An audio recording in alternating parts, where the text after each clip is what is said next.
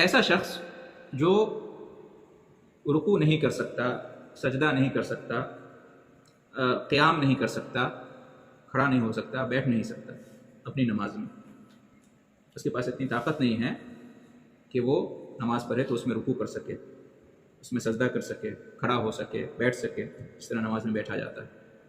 تو کیا ایسا شخص امام بن سکتا ہے؟ اس کی امامت درست ہے؟ تو کہتے ہیں جو شخص عاجز ہو کھڑے ہونے سے، بیٹھنے سے، رکوع کرنے سے، سجدہ کرنے سے، وہ کر ہی نہیں سکتا، پرابلم ہے اس کے ساتھ، وہ بیمار ہے، اس کے ساتھ ایشو ہے، تو کہتے ہیں اس کے پیچھے اس کو امام نہیں بننا چاہیے، اس کی امامت درست نہیں ہے، اس کی امامت درست نہیں ہے، سوائے اس کے کہ سارے لوگ ویسے ہی ہوں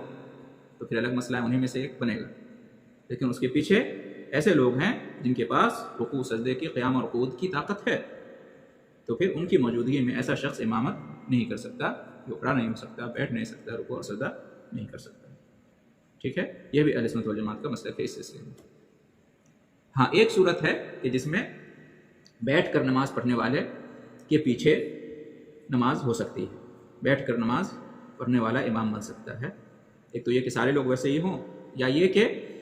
اچھا بھلا آدمی ہے وہ، ٹھیک ہے،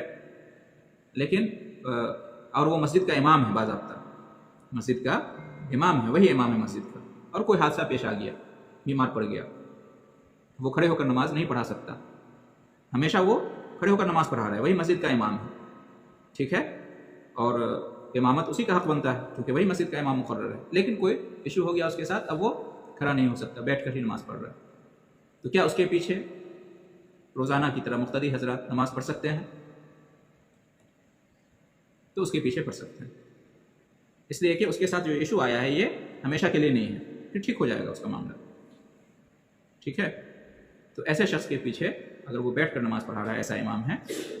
تو اس کے پیچھے نماز ہو جائے گی، لیکن باقی لوگ کیسے نماز پڑھیں گے؟ کھڑے ہو کے یا بیٹھ کر؟ نہیں، بیٹھ کر،